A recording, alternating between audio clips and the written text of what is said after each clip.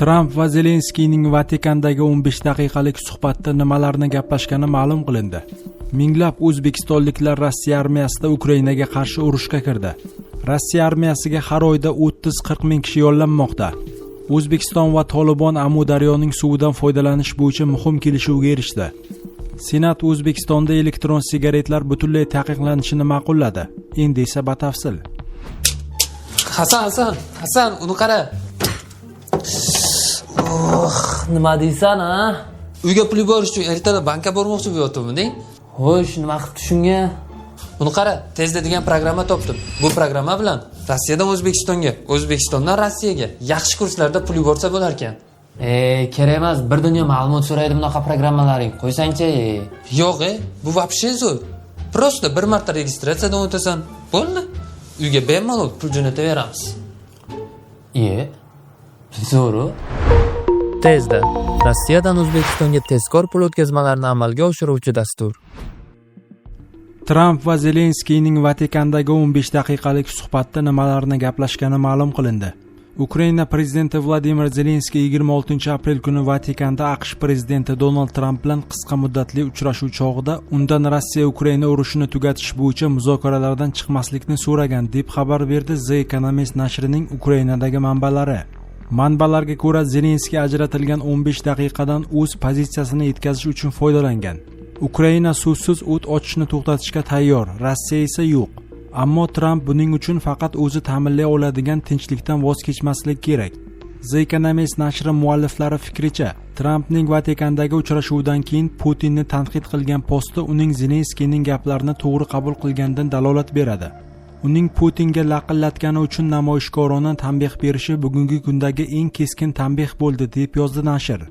Axios manbasi ham Vatikandagi uchrashuv tafsilotlari haqida gapirib, suhbat chog'ida Zelenskiy Trampni Putinga nisbatan qat'iyroq pozitsiyani egallashga hamda o't ochishni to'xtatish masalasini ustuvor vazifa qilib qo'yishga chaqirgan.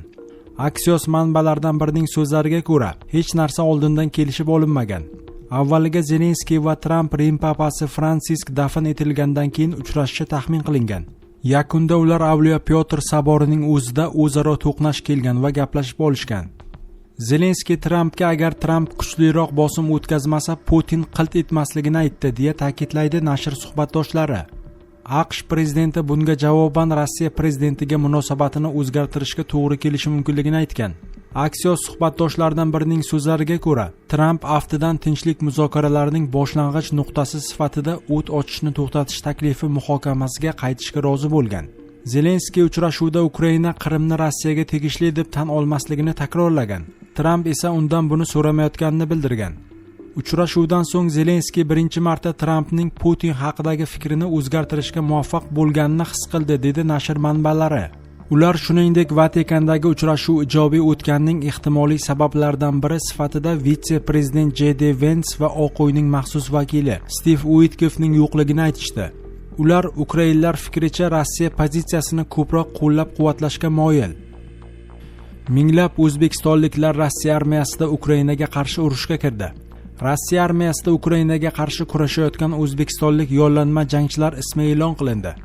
Kamida 1110 nafar O'zbekiston fuqarosi Rossiya Federatsiyasi qurolli kuchlari bilan shartnoma tuzgan. Bu ro'yxat to'liq emas. Rossiya yoki boshqa davlat fuqaroligiga ega bo'lgan etnik o'zbeklarni hisobga olsak, ularning umumiy soni bir necha mingga yetishi mumkin. Bu haqda Ukrainaning Xacho-Jet loyihasining Telegram kanalida ma'lum qilindi. Loyihada ta'kidlanishicha, bu harbiy asirlar ro'yxati emas. Ma'lumotlarga ko'ra, Rossiya qurolli kuchlari bilan shartnoma tuzganlar orasida kamida 109 kishi halok bo'lgan. Ular orasida eng yoshi 21 yoshga to'lmagan, eng kattasi 62 yoshda. Halok bo'lganlardan biri shartnoma imzolaganidan keyin 8 kun ham yashamagan. Rossiya qurolli kuchlariga o'zbeklarni yollash tarixi tojiklar bilan juda o'xshash. O'zbekistondan kelayotgan muhojirlar oqimi kamayishi haqida gap ham bo'lishi mumkin emas. Rossiya davlati esa ulardan to'p go'shti sifatida foydalanishdan mamnun. Markaziy Osiyodan kelganlarni o'z hukmlari bo'lib qoladigan hujjatni imzolashga esa qamash va deportatsiya qilish tahdidlari bilan rag'batlantirmoqdalar, deyiladi xabarda. Ma'lumot uchun Xacho-Jet loyihasi Ukraina Mudofaa vazirligi va Bosh razvedka boshqarmasi ko'magida tashkil etilgan harbiy asirlar masalalari bo'yicha muvofiqlashtiruvchi shtabning davlat loyihasi hisoblanadi.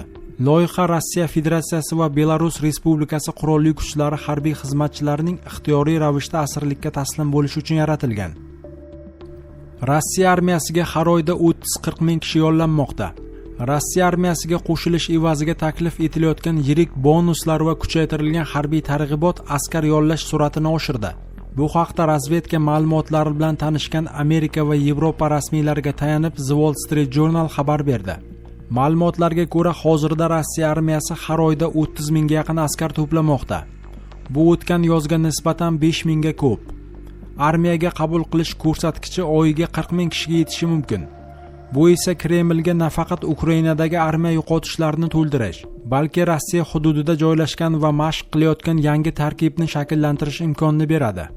Mudofaa vazirligi bilan shartnoma imzolash uchun bir martalik bonuslarni to'lash Rossiya byudjetiga kuniga taxminan 2 milliard rublga tushadi, deb hisoblaydi Moliya vazirligi ma'lumotlari asosida Germaniyaning Xalqaro xavfsizlik muammolari instituti ilmiy xodimi Yanis Kluge. Uning hisob-kitoblariga ko'ra, umumiy summaning taxminan 4 dan 3 qismi hududiy byudjetlardan qoplanadi.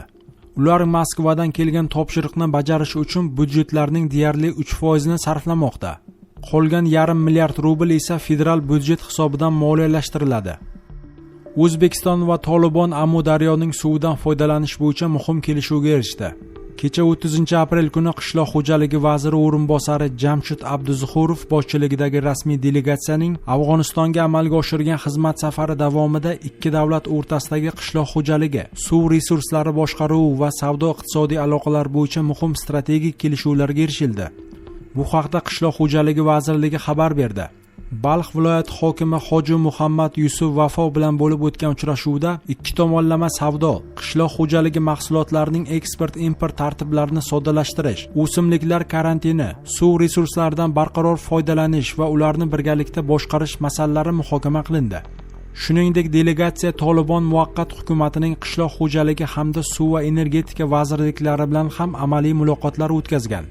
Unda Amudaryo suv havzasini birgalikda boshqarish hamda suvdan adolatli va oqilona foydalanish bo'yicha muhim bitim imzolangan. Senat O'zbekistonda elektron sigaretlar butunlay taqiqlanishini ma'qulladi. Senatning 30-apreldagi yalpi majlisida O'zbekistonda elektron sigaretlar butunlay taqiqlanishi ko'zda tutilgan qonun ko'rib chiqilib ma'qullandi. Senat matbuot xizmatining bildirishicha, ushbu qonun nafaqat aybdor shaxslarni jazolashga qaratilgan, balki sodir etgan noqonuniy harakatlari to'g'risida o'z ixtiyori bilan hokimiyat organlariga arz qilgan va muammosi taqiqlangan mahsulotlarni topshirgan shaxslarni javobgarlikdan ozod qilish ham nazarda tutilgan. Senatorlarning ta'kidlashicha, qonun aholining hayoti va sog'lig'ini himoya qilishga, millat genofondini saqlashga hamda atrof muhitni tamaki va nikotin mahsulotlarining yangi turlaridan muhofaza qilishga xizmat qiladi. Milliy tiklanish partiyasi 2021-yildayoq elektron sigaretlarni cheklashni taklif qilgandi. Dunyoning 32 mamlakatida elektron sigaretlar cheklangan ekan, nima uchun biz cheklamasligimiz kerak? Mutaxassislar uning genofondga jiddiy ta'sir ko'rsatishini aytmoqda. Partiyamiz ham ushbu masalani muntazam ko'tarib keladi, degan edi Alisher Qodirov.